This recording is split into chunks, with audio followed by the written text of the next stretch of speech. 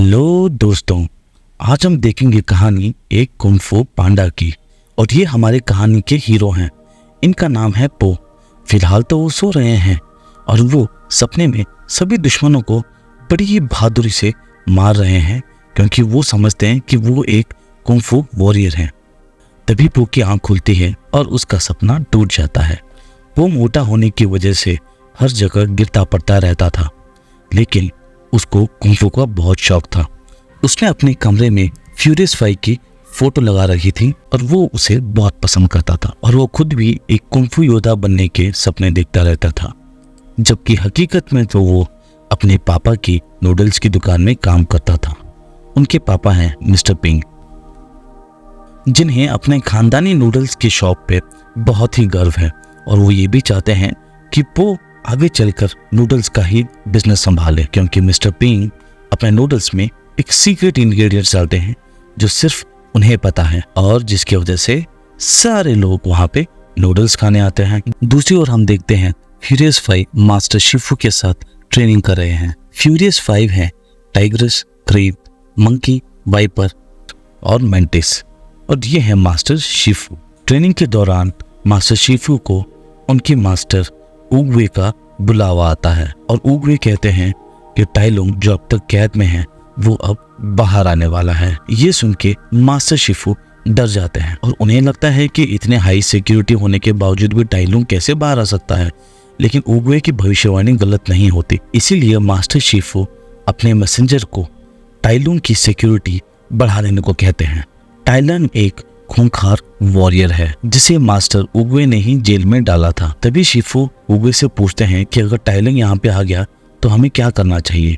तब मास्टर उगवे कहते हैं कि अब समय आ गया है कि हम एक ड्रैगन वॉरियर ढूंढ लें जो ड्रैगन स्क्रॉल की शक्ति हासिल करने के लायक होगा। जो भी उस ड्रैगन स्क्रॉल को पढ़ लेगा वो सबसे पावरफुल ड्रैगन वॉरियर बन जाएगा और टाइलुंग भी ड्रैगन स्क्रॉल को लेने यहाँ पे आने वाला है।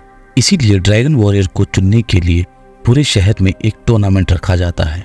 ये सुन के पो भी खुशी से टूर्नामेंट देखने की तैयारी करने लग जाता है।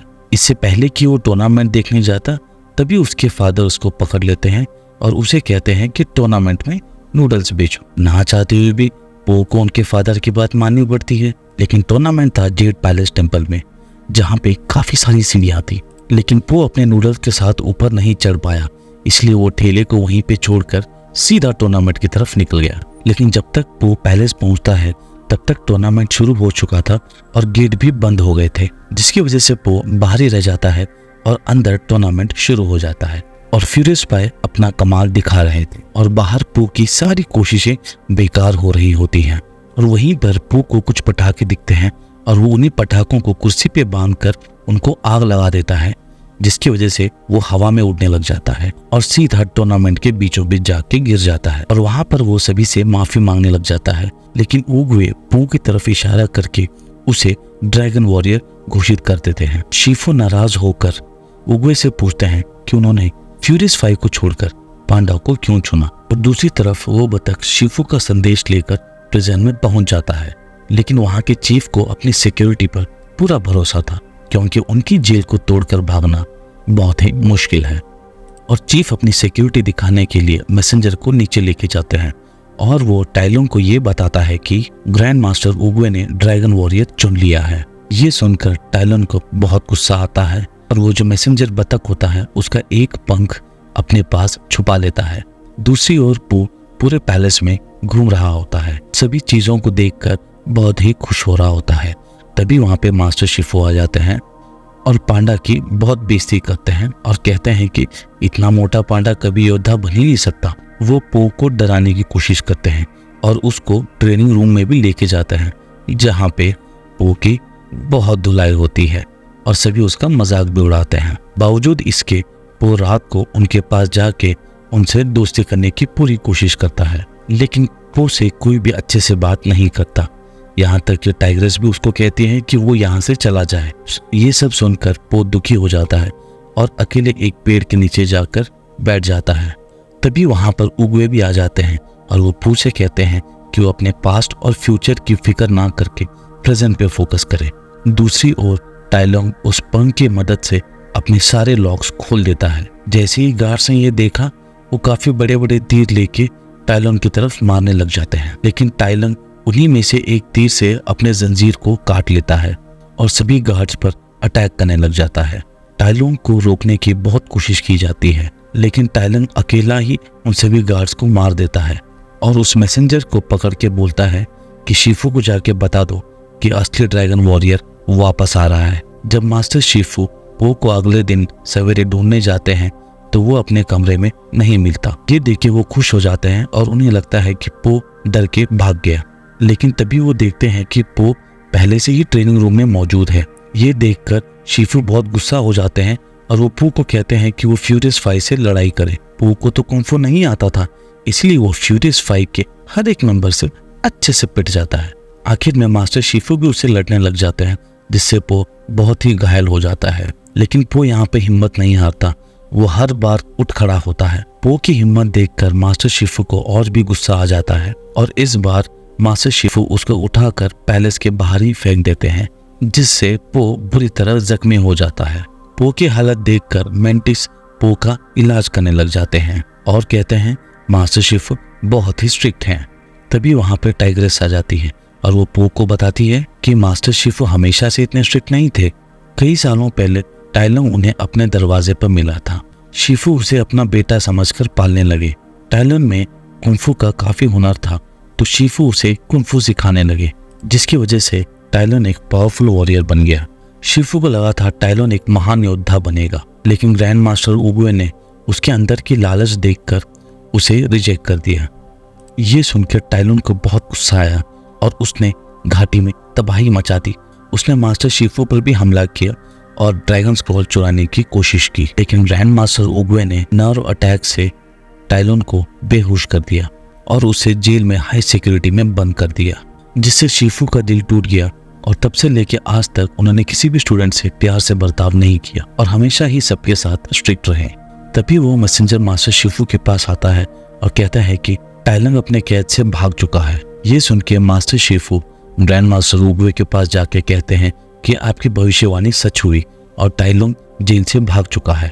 जल्द ही टाइलन पैलेस में पहुंच जाएगा और पो उसको रोक नहीं पाएगा। ये सब सुन के उगुए कहते हैं उन्हें पो पे पूरा भरोसा है और वो चाहते हैं कि मास्टर शिफू भी पो पे पूरा भरोसा करे और उसे एक अच्छा ड्रैगन वॉरियर बनाए।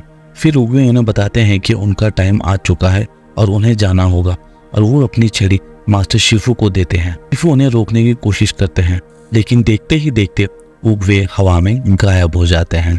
यहाँ पर पो और फ्यूरियस 5 की अच्छी दोस्ती हो चुकी थी और पो उन्हें नूडल्स बना के खिला रहा था। और जब पो मास्टर शिफू की नकल कर रहा होता है तभी मास्टर शिफू वहाँ पे आ जाते हैं। ये देख शिफू गुस्सा हो जाते हैं और ये कहते हैं कि टाइलन प्रिजन से भाग चुका है और उसे सिर्फ एक इंसान बचा सकता है, वो है पो। लेकिन फ्यूरियस 5 कहते हैं कि उन्हें भी मौका मिलना चाहिए टाइगन से लड़ने का, लेकिन शिफू कहते हैं टाइलन को सिर्फ ड्रैगन वॉरियर ही रोक सकता है, जो है पो।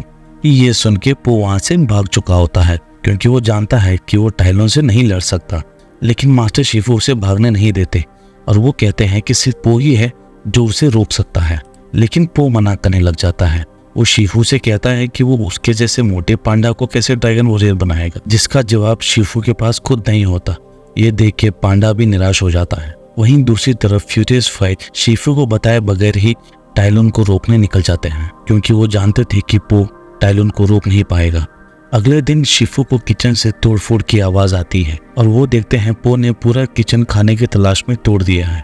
ये देखकर शिफू को समझ में आता है और वो पो से कहते हैं ऊपर वाले मटके में मंकी ने अपने कुकीज छुपा के रखी हुई हैं। ये सुन के पो एक झटके में ही ऊपर चढ़ जाता है और वहां बैठ के कुकीज खाने लग जाता है। ये देखकर शिफू समझ जाते हैं कि पो को खाने का लालच देखकर कुंफू सिखाया जा सकता है।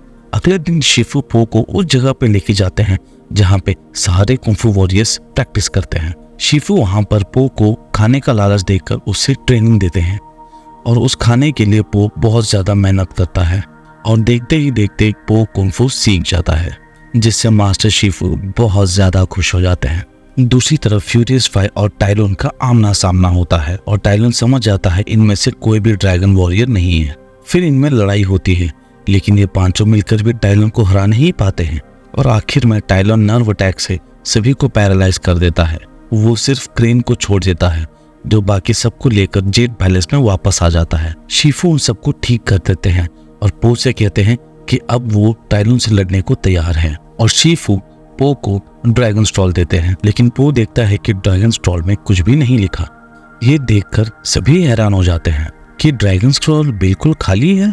इससे उनकी आखिरी उम्मीद भी टूट जाती है। फिर शीफू कहते हैं वो खुद टाइलून से लड़ेंगे, लेकिन उनके स्टूडेंट्स कहते हैं कि टाइलून उन्हें मार देगा। फिर शीफू कहते हैं अगर ऐसा हुआ तो मुझे मेरी गलती की सजा मिल जाएगी। फिर शीफू फ्यूरियस 5 और पो को कहते हैं कि वो पूरा विलेज खाली करवाए, क्योंकि टाइलून वहाँ कभी भी आ सकता है। कुछ ही देर में वो पूरा गाँव खाली करवा रहे होते हैं और पो अपने फादर के पास आता है। पो को इतना उदास देखकर वो उसे अपने सीक्रेट इंग्रेडिएंट्स के बारे में बताते हैं, जो असल में कुछ भी नहीं है। ये सुन के पो हैरान रह जाता है और वो कहता है कि क्या हमारे नूडल्स नॉर्मल नूडल्स ही हैं? जिस पर पो के पापा बताते हैं किसी चीज को खास बनाने के लिए उस पर यकीन करना जरूरी होता है कि वो चीज खास है, फिर वो चीज अपने आप खास बन जाती है। ये सुन के पो को समझ में आ जाता है कि कोई भी सीक्रेट पावर ड्रैगन स्टोर में नहीं है, हमें अपने आप पर विश्वास रखना होता है। अब पो को समझ में आ गया कि वो टाइलून के साथ लड़ने को तैयार है और वो पैलेस की तरफ निकल पड़ता है। वहीं दूसरी तरफ टाइलून पैलेस में पहुंच चुका था और वो मास्टर शीफू से लड़ने लगता है और शीफू को कहता है कि आपने मुझे ड्रैगन वॉरियर बनने के सपने दिखाए और वो सपना मुझसे छीन लिया, और वो शीफू से ड्रैगन स्टॉल मांगता है। फिर उसे पता चलता है कि शीफू ने ड्रैगन स्टॉल पो को दे दिया और वो गुस्से में शीफू को जान से मारने लग जाता है। तभी वहां पे पो पहुंच जाता है और वो टाइलून से कहता है कि वो नया ड्रैगन वॉरियर है, जिसे देखकर टाइलून हंसने लग जाता है। वो कहता है कि ऐसे मोटे पांडा को किसने ड्रैगन वॉरियर बनाया। तभी पो ने उसको ड्रैगन स्टॉल दिखाया, जिसे देखकर टाइलून पो से लड़ पड़ता है और लड़ते लड़ते दोनों गांव के बीचों बीच आ जाते हैं। टाइलून का सारा ध्यान स्टॉल हासिल करने में था, ना कि पो को मारने में। इस बीच पो ने भी अच्छी धुलाई की होती है टाइलून की, लेकिन आखिर में टाइलून को स्टॉल मिल ही जाता है। लेकिन जैसे ही टाइलून उस स्टॉल को खोलता है तो ये देखकर हैरान हो जाता है कि स्टॉल तो पूरा खाली है, जिस पर पो बताता है कि ऐसी कोई चीज नहीं है जो लोगों को स्ट्रॉन्ग बना सके, उन्हें सिर्फ अपने आप पर विश्वास होना चाहिए। ये सुनकर टाइलून काफी गुस्से में आ जाता है, क्योंकि उसने पूरी जिंदगी स्क्रॉल को हासिल करने में लगा दी। वो पो को नर्व अटैक के जरिए पैरालाइज करने की कोशिश करता है, लेकिन पो एक मोटा पांडा था, उस पे नर्व अटैक काम ही नहीं कर रहा था। पो को तो उल्टा गुदगुदी हो रही थी। पो फिर इसके बाद टाइलून की अच्छे से धुलाई करता है और अपने पेट से टक्कर मार के उसे बहुत ऊपर उछाल देता है। आखिर में पो टाइलून पर वूशी फिंगर अटैक करने लगता है, जिसे देखकर टाइलून पो से पूछता है क्या शीफू ने तुम्हें ये भी सिखाया है? लेकिन पो उसे बताता है कि ये अटैक उसने खुद से ही सीखा है। इतना कहकर पो इस अटैक को पूरा करता है, जिसकी वजह से पूरे वैली में एक शॉक वेव फैल जाती है और टाइलून मारा जाता है। टाइलून को मारा देख सभी गांव वाले खुशी खुशी वापस आ जाते हैं और पो की तारीफ करने लग जाते हैं। फ्यूरियस 5 भी पांडा को रिस्पेक्ट देते हैं। पो के फादर भी उसे गले लगाते हैं और पूरे गांव वालों को बताते हैं कि ये ड्रैगन वॉरियर उनका बेटा है। तभी पो को याद आता है मास्टर शीफू बहुत ही गंभीर रूप से घायल है और वो जल्दी से ऊपर पैलेस की तरफ चला जाता है और वो देखता है कि शीफू नीचे बेहोश पड़े हुए हैं। पो उनसे पूछता है कि क्या आप मर गए, और शीफू कहते हैं नहीं, मैं तो यहाँ पे आराम कर रहा था, और वो पो से हर चीज के लिए थैंक यू कहते हैं। पो ने इस घाटी के साथ साथ शीफू के मन में भी शांति लाया है और पो शीफू के बगल में ही लेट जाता है और वो शीफू से पूछते हैं कि क्या आप खाने में कुछ खाएंगे?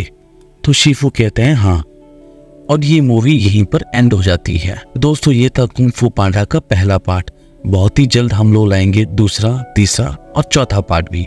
Please like and subscribe.